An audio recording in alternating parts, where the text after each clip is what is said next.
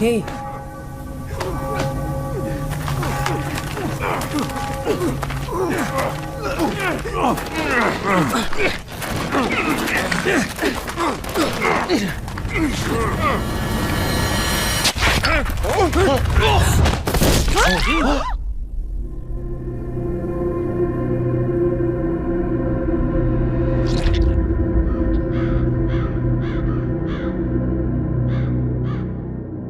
Don't play with powers you don't understand. Lisa's grandmother scolds her for scratching a symbol into her textbook for good luck. Lisa apologizes for snooping through her things. She just wanted to know more about the old village town and the stories of witches and cannibals that were burned alive or chased out. She heard her mother say her grandmother had come across several books written in an unknown language with strange symbols. Her grandmother warns her to stay away from her books. You can attract great misfortune to yourself and others. Lisa wants to laugh but doesn't. She was just messing around and doesn't really believe in all this superstitious nonsense. No such thing as witches and cannibals, Gran. I was just hoping for a little luck on my algebra test. No harm, no foul. Her grandmother tells her the symbol she sketched was the very one she had used long ago to turn a cannibal into a gnarled, twisted swamp tree covered in putrid black ooze. It's so ridiculous, Lisa wants to burst out laughing, but she contains herself as she listens to her tale of cannibals and missing children. When her grandmother finishes her story, Lisa hugs her and kisses her soft, wrinkled forehead.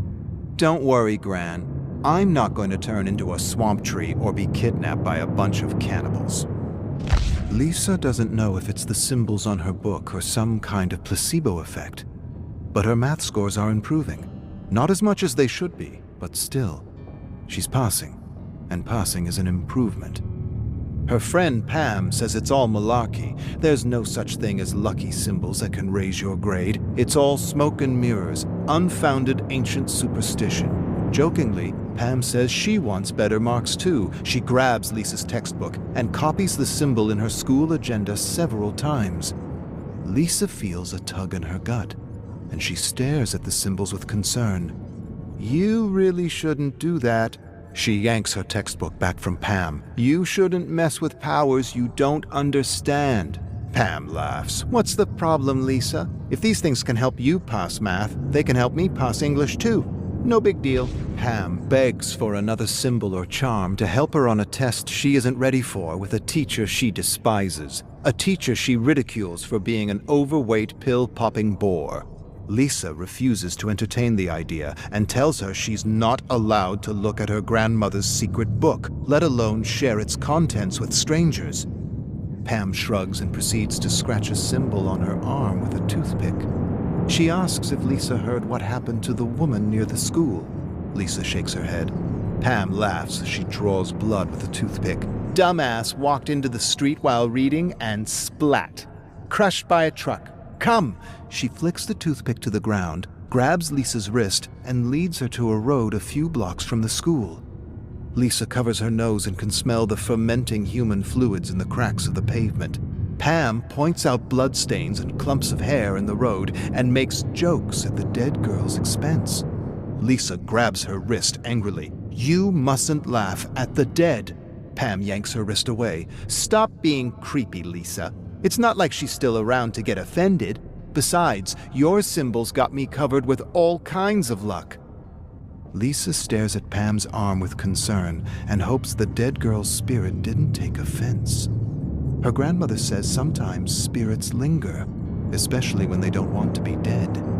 Last thing she needs is some dark force following her for the rest of her life.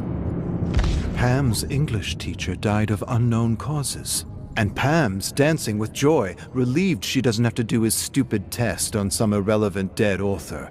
I don't care what English teachers say. James is unreadable and confusing. A pseudo-intellectual who kept everything vague because he didn't actually know what the hell he was talking about.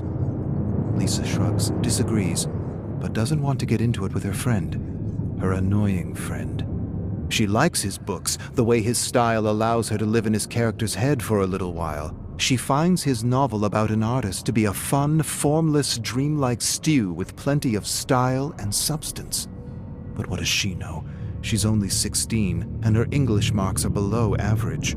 Pam hoots and hollers, and with a mischievous smile, she reveals a hand covered with ink-smudged symbols. Best luck in the world. No test, no lardass, no dead authors for the rest of the year. Thanks, Lisa.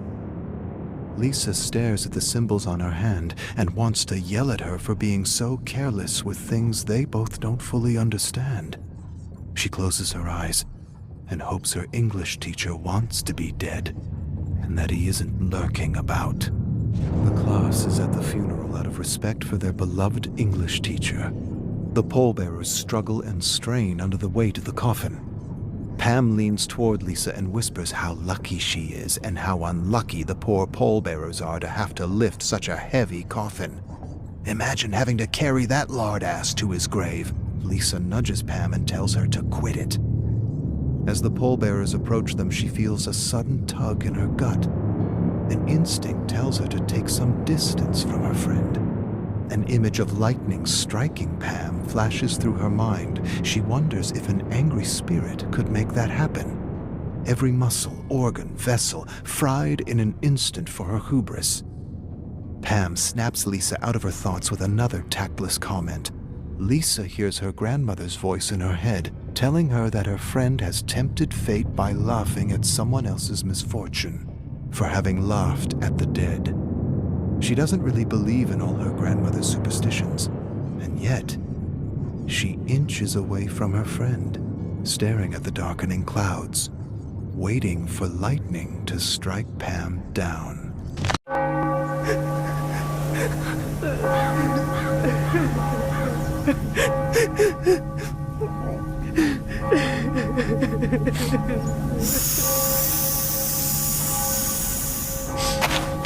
Hey.